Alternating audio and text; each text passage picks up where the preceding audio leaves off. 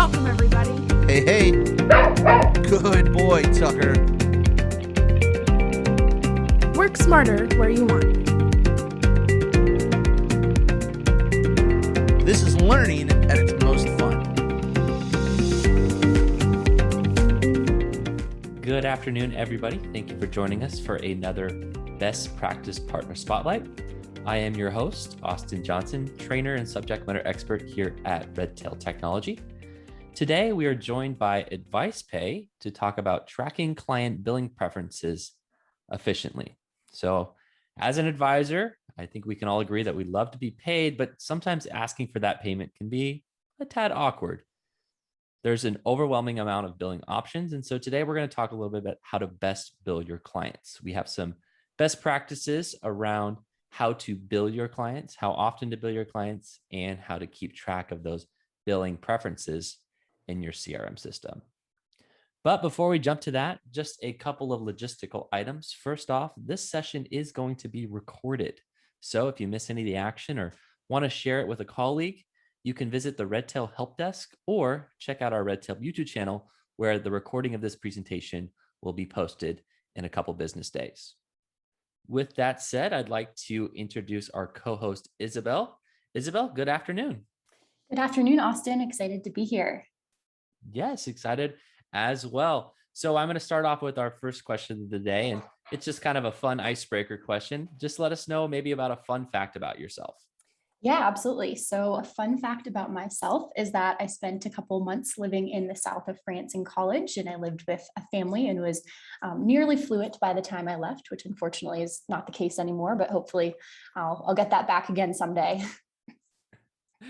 You know, they say if you don't use it, you lose it. So yep, I believe I think it. you need to plan another trip to France. Exactly. So Isabel, tell us about what you enjoy about working with advisors. Yeah, I really enjoy hearing about the different types of services that advisors offer and all the ways that they help their clients kind of achieve those their financial goals. It's always really fun to hear, especially how advisors got into the business, and really exciting when an advisor is just getting started with fee for service and we can kind of help them with the launch of their new business model. Yes, I agree. It's definitely helping those new advisors or even some of those existing advisors just get a little bit better with servicing their clients. Brings me great joy as well. And so, Isabel, if you can, for those who might not be familiar, can you tell us a little bit about what is AdvicePay and what problems do you solve for advisors? Absolutely, yes. So AdvicePay was started in 2016 by Alan Moore and Michael Kitces. It was born out of a gap that was spotted in the financial advising world, which is in the need for a streamlined, compliant, and secure way for advisors to get paid for their advice.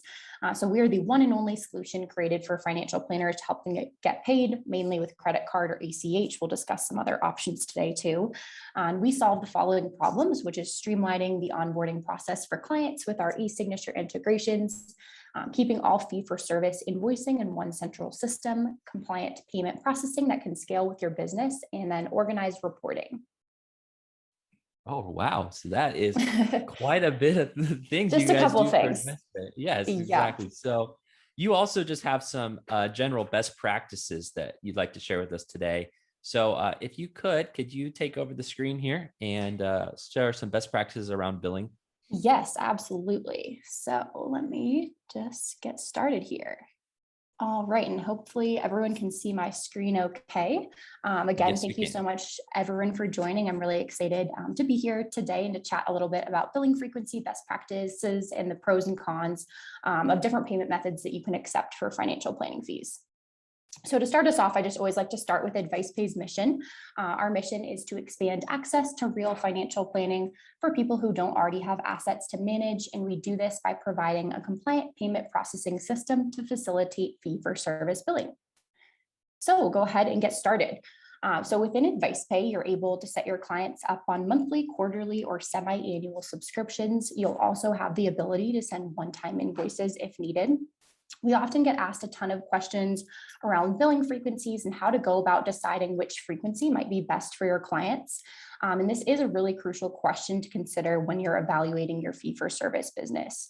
So charging a fee too frequently can make clients feel stressed or too aware of that money that's coming out of their bank account or credit card. And when you're trying to decide which frequency to bill, we recommend at first that you take into consideration how often you're meeting with that client and providing services to them, as you should not be charging them more frequently than this. On the other hand, charging too infrequently will make each fee larger when it does happen, and then that might be more painful or stressful for clients when they see that larger sum coming out of their account or credit card. So there are also many ways that you can kind of structure your financial planning fees. Some are hourly, flat, tiered fees, or project-based, and based on how you need to structure your fees, AdvicePay will give you a ton of billing flexibility. So the most popular frequency for subscriptions that we see at AdvicePay is the first listed on the slide here, which is monthly. So that's kind of that Netflix style billing model. It's popular for younger clients to help them improve spending and budgeting habits. The next tier is quarterly, which is useful if you structure fees on a quarterly basis, or if you charge any AUM fees or kind of a hybrid fee, so maybe a flat plus a combination of AUM. Semi-annual is helpful if you're moving away from annual billing to avoid compliance issues, or if you want to increase how often you're meeting with your clients. And then lastly, annual here, as I just mentioned, we don't typically recommend it as a best practice due to an SEC regulation, and it can also be a little bit overwhelming for a client to have to pay a really large bill all at once versus being able to pay it in smaller increments. So advisors are also often charging an upfront fee, and that can really help cover time if you spend a lot of time on a client and they end up canceling after a month or two. And then depending on your niche, the appropriate fees to charge and that frequency will become more clear and defined. So the more specific of a niche you have, the easier it will be to determine your fees and billing cycle. And so I'm going to go ahead and just get right into the details of specific payment methods now. So there are pros and cons to accepting both credit cards as well as ACH. ACH is typically favored by advisors as it does have a lower transaction fee, and then it results typically in less failed payments than credit cards. So we all know sometimes you just lose your credit card and cancel it, and then you forget that it's attached to a subscription and results in a little bit of a headache there. Some advisors also want their clients to pay with a bank account if that client does have a high credit card debt, as it enforces kind of better spending habits and it ensures that the client has money in their bank account to pay for that planning with. However, a lot of clients are really eager to pay for their financial planning fees with a credit card so they can get those credit card points. Sometimes it's a little bit easier to just grab, that credit card out of your wallet versus entering an account and routing number. Although with AdvicePay, we do really make it easy for clients to skip that and just enter their online banking credentials with our Plaid integration. Credit card also takes 1 or 2 days to hit your firm's bank account, so that means you get paid more quickly. And then ACH is a little bit longer, so that's around a 7 to 10 day timeline. And then I also want to mention brokerage accounts and checks. So fees can be paid directly from a taxable brokerage account in AdvicePay if desired. So as long as the custodian allows for it, there's a form that the client can fill out that will give them an account and routing number, and then they can use that to make debits. And then, of course, we understand some clients maybe don't want anything to do with electronic payments, or they may just really enjoy writing a good old-fashioned check. And if you do have clients who do want to write a check, I'll go ahead and show you how to handle those in AdvicePay shortly. And then lastly, I just want to touch on the benefits of reoccurring payments more generally. So it helps clients afford and budget for planning, reduces failed payments, increases client satisfaction. And then lastly, reoccurring payments are just what people are used to now. Again, going back to that Netflix model and a lot of other services we all use that are on a kind of reoccurring monthly basis or quarterly sometimes. So it really opens the door to working with new clients. And then in turn, that means you can make more money. So I'm going to go ahead and hop right on into AdvicePay now.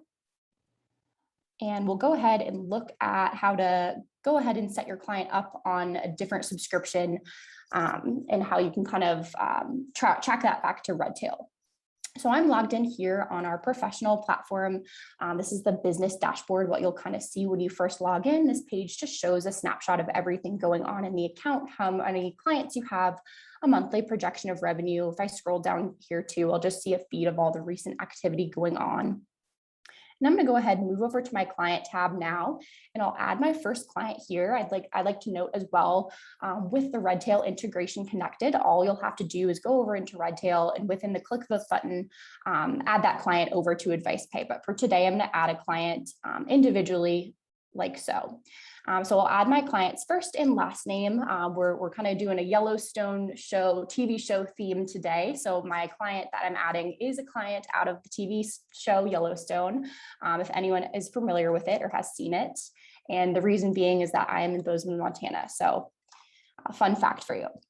So I'll add my client's first and last name here, name to display. That's great if you are working with a couple or maybe someone with a title you'd like to address them by, or even a company name. We have a lot of firms at AdvicePay who charge, companies for different types of services.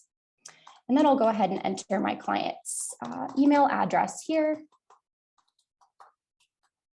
and then assign them to an advisor. I'll assign that client to myself. And then we have some optional fields here if you did want to give that client an ID or assign them to a certain plan type. And so that is all it takes to get that client added. Right now, again, with Redtail connected, it'll be even quicker. And so the first thing you'll notice here, this client says unregistered. That just indicates that they have not created a login in AdvicePay yet. If you wanted to go ahead and invite them to do that, you could do that right here and invite them via email, or grab this invitation link and put it in your own email to the client. However, I always like to mention it's totally optional, and clients will have the option if they want to create an account and pay, or to pay without an account. So we're not forcing your clients to create yet another login. We know a lot of people already have a hard time remembering. I know I do certainly, all the different passwords and logins that I have. So from here, I'm going to go ahead and come up to this request payment button right here, and we'll start that invoice creation process. So again, on this page, here's where you'll have those couple options. If you wanted to send a one-time invoice, maybe that's for hourly based fee or project-based fee, some type of one-off invoice. Or you can come over here and set this client up on a subscription. So I'm going to go ahead and select a subscription for today for my client, Dan Jenkins. The first step here will be to choose your frequency, whether you want that to be a monthly, quarterly, or semi-annual frequency. I'll go ahead and select monthly today, since, as I mentioned, that is the most popular. We did pull some numbers recently, and we found that that was definitely the highest, most popular frequency advisors are charging their clients on in AdvicePay. And then I'll choose my start date. I'm going to go ahead and say I want this to start on August 1st. You can add an end date as well if you want that to automatically end after a certain amount of billing period. So if I want this to only go for a year, I can come over here and enter 12. I'm going to go ahead and just remove that for now. And then I'll also add a one-time invoice today. I'm going to charge my client Dan an upfront fee, and that will be due today. Hit continue here. On this page right here is up at the top is where you can unselect credit card or ACH. So maybe my client Dan, does have really high credit card debt. I'd like to, limit it to ACH. I can go ahead and uncheck that here. I also like to mention that can be done on a firm-wide basis in AdvicePay. If you did only want to accept payments entirely with one of these methods, you can shut one off entirely instead of having to do this on a per invoice basis here. So maybe I'll leave those both open for now, and then I'll go ahead and enter my monthly payment amount. So I'll say I'm going to charge this client $100 a month. A couple other features I like to point out is just our fee calculator up here. So this was originally created for compliance reasons, but even if you're not in one of those states that require it, I think it's maybe just one or two, it's still a really great tool to play around with. So we have a bunch of different templates in here. Income plus net worth, for example, you could come over here, plug in your client's income, plug in their net worth, and then AdvicePay will give you a breakdown of what that payment should be based on the frequency. So you could come in and use that amount, or you can hit cancel here and just type in your own monthly amount there. And then I'll go ahead and enter my description of service. You can have these saved in your settings in AdvicePay, which is really nice if you're always charging for the same types of services. You don't have to type that description in every time. So I'll go ahead and enter a couple different descriptions in here. We'll say that's let's see, we'll add one more, estate planning. All right, and then down here, I'll enter my one-time invoice amount. We'll say I'm going to charge this client a $500 upfront fee. And then finally, the last piece on this page is what I mentioned at the start. So we really help with the kind of that onboarding process. Let's say Dan is a new client and he needs to sign a financial planning agreement or some type of paperwork to get started. In AdvicePay, you can have that attached here directly during this invoice creation process, which is really nice. If you do attach a document here, your client will then be prompted to sign that document, typically before they will even be able to pay their invoice. So that way, you know, you have an entirely compliant workflow. Your client's not paying anything before, you know, they've signed and agreed to all the services and the prices that you've agreed upon.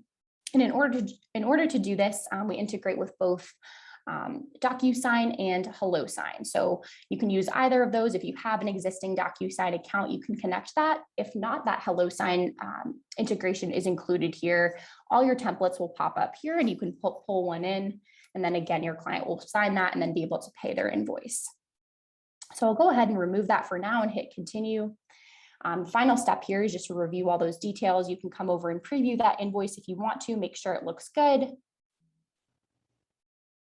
You'll be able to add your own custom logo here, so that will show up here, and then any additional information if you wanted an office address or a billing contact phone number, and then down there is that disclosure, and then you can make sure all your descriptions look good, all those other details, all the price and everything looks good.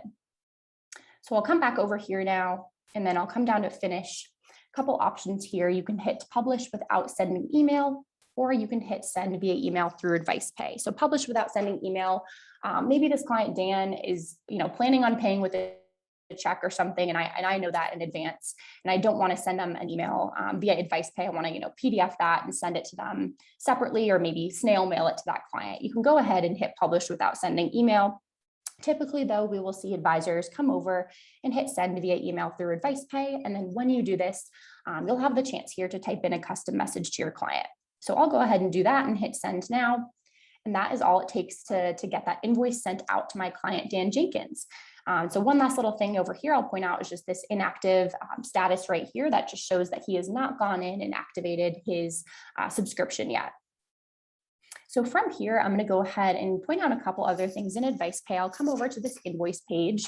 As I mentioned before, if a client does want to pay with a check, no matter if it's a one-time invoice or a subscription, you'll always have the option in AdvicePay to mark it as paid. So if Dan did come in and hand me a check, or maybe he handed me a wad of cash to pay for that monthly subscription with, I can come over here and just hit that mark as paid button. And then over here, you can say the date that it was paid. So if he, brought in a check to me last Friday, I can go ahead and select mark as paid for that. A couple other things over here. If you did want to download all your invoices or export them to Excel, you can do that right here. And then you can also apply a broader filter. So if I did just need to look at, all my unpaid one-time invoices, I can easily hit that filter there and see all of my invoices here. So that makes it really nice to keep track of everything going on within your account and with all your clients invoicing. And then moving down to subscriptions right now, just a couple final things in terms of subscriptions in AdvicePay. You are able to pause a subscription. So maybe my client needs to take a month off of paying. They gave me a referral or something, and I'm going to go ahead and let them slide for a month. You don't have to cancel that entire thing in AdvicePay. You can simply come over here and pause that subscription. And then one last thing is editing a subscription. So, maybe my client Carter, he's upped a level of his financial planning, or his assets have increased. So I'm going to go ahead and change his semi-annual subscription here from $500 to $1,000. That is absolutely possible in AdvicePay. The one thing that I like to mention is that will require client approval, making sure that your whole workflow is compliant, and then you'll have an audit trail within your AdvicePay account that shows proof of your client going in and approving that fee increase. So that about wraps it up, and I think I'll turn it over to Austin now to show how you can kind of keep track of all that information that I just went over within Redtail and keep even more organized. All right, Austin, so I'll go ahead and stop my screen share here. Oh, it looks like you're on it. There you go. All right, we got it here. All right, awesome, guys. So I just wanted to show what the AdvicePay integration looks like on the Redtail side of things. So I'm going to start off with adding that same contact. So we're going to keep using that same example here. Here's Dan, the capital developer. And so if we wanted to take some of that information that you saw Elizabeth type in when adding Dan as a contact, we can actually streamline that a little bit by starting with it in Redtail, because as you can see here, I already have Dan's name set up. I got his email addresses, right? A lot of the information that I'm going to put in AdvicePay is already available for me in Redtail. And so rather than typing it in, what I can do is I can go to this integrations button here located in the top right-hand corner of your database. And we're going to choose AdvicePay. And we have an option here to create client. What this is going to do is it's going to package up Dan's information. It's going to push it over to AdvicePay, and it's going to create a contact for Dan inside AdvicePay. And then, of course, if I need to do some additional setup, I can go ahead and click this View Client option here, which will then, of course, link me over into AdvicePay and take me right to Dan's profile, where, again, you can set up the invoice just like Isabel just showed. Another possible scenario is you might have an instance where you've already set up the contact in AdvicePay and you want to link it to the CRM record. Well, you don't have to create a duplicate. Instead, what you can do is link the two contacts. So for example, here, I have my contact, John, and I already had set up John in AdvicePay. I already have an invoice ready for him to go. I don't want to create another contact for John in AdvicePay. Instead, I just want to link the two. Well, the process is the same. Again, we're going to go to the integrations in the top right-hand corner of the database, choose AdvicePay, and rather than clicking Create Client, this time we're going to click Link to Existing. From there, I can go ahead and type in a portion or John's name here and hit the search option. And look at that, it found his record in AdvicePay. So now all I need to do is select the client and the connection has been made. Again, I can click the View Client option and it's going to open up John's AdvicePay record in a separate tab. One of the advantages of being able to link these contacts together, having a connection between your CRM and your AdvicePay account, is you have the ability to be able to see invoices right from within Redtail CRM. So for example here, I already have Casey set up. I have an invoice developed for him and he is linked in the CRM system. Because those things exist, again, I can go to the integrations option here, choose AdvicePay, and I have an option to see recent invoices. So here I can either click on the invoice ID to be able to, again, link over to AdvicePay and look specifically at that invoice. Or if I'd like, I can go ahead and click this PDF button here as well to generate a PDF file of that invoice. So it makes it really convenient to be able to access your invoices right from your CRM system. No need to have multiple tabs open. The AdvicePay information is available at your fingertips, as well as just a click away by starting in your CRM system.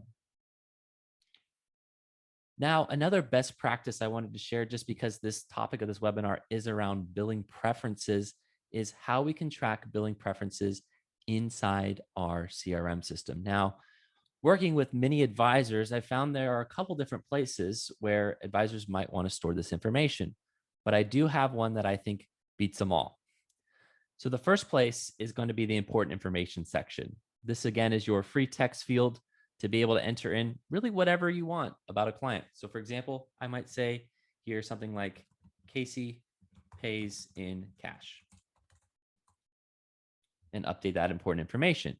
So that way I know on the important information section here that Casey pays in cash by clicking on the important information button. Now, another spot that I've seen track billing preferences is, of course, his latest notes. I can go ahead and add a note in here, and I can add in here, Casey prefers to pay monthly. And I can go ahead and save that as a note.